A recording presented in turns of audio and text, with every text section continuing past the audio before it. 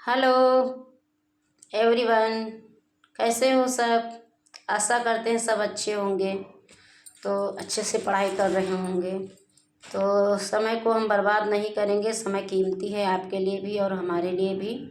तो first year class और second year का सारा आकाश का हम दूसरा भाग पढ़ा रहे थे, सारा आकाश का। तो उसमें क्लास अभी रह गया था, तो आज हम उस चैप्टर को समाप्त करते हैं। तीसरा भाग स्टार्ट करेंगे, ठीक ना। आज नहीं स्टार्ट करेंगे, जब इसका टर्न आएगा तब स्टार्ट करेंगे क्लास।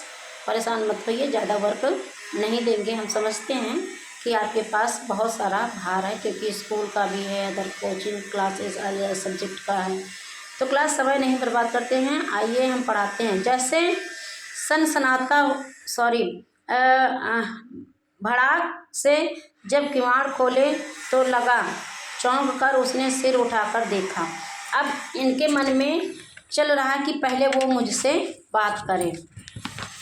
तब मैं बाहर आ चुका था, जाने क्यों मैं एक क्षण बाहर रुका और फिर सीढ़ियाँ चढ़कर खुली छत पर आ गया।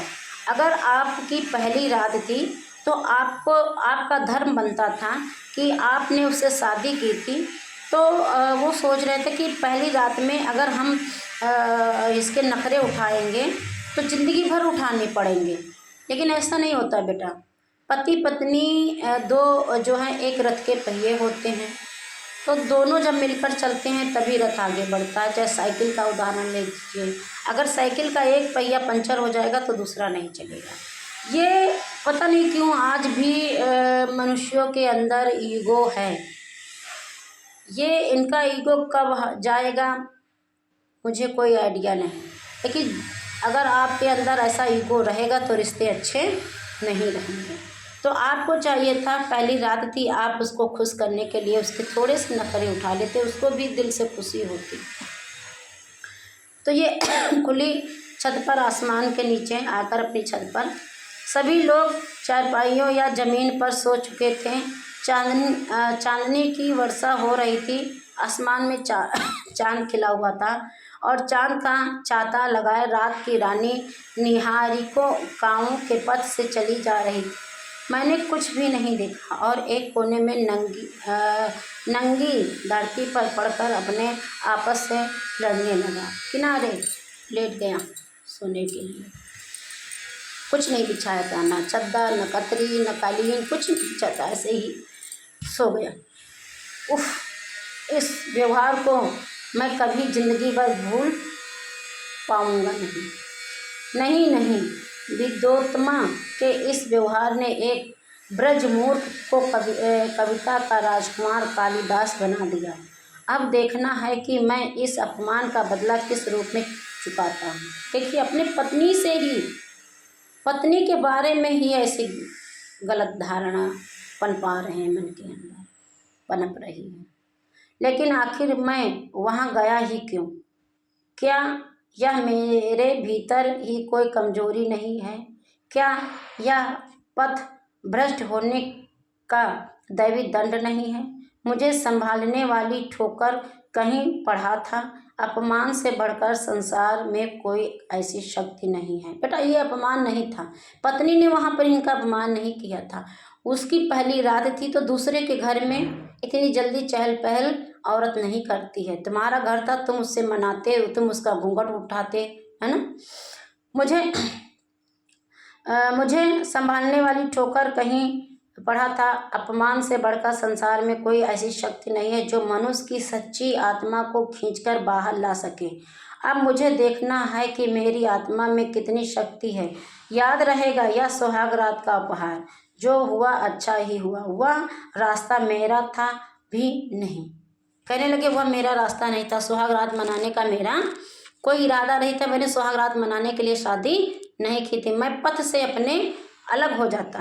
मुझे ऐसा लगा जैसे मैं अपने भविष्य की गति स्पष्ट देख रहा हूँ, जैसे वह सारे इधर उधर के रास्तों को बंद करता हुआ एक निश्चित रास्ता मेरे लिए खोले जा रहा है और निश्चय ही वह रास्ता ऊंचाई का रास्ता है, मानवता का रास्ता है।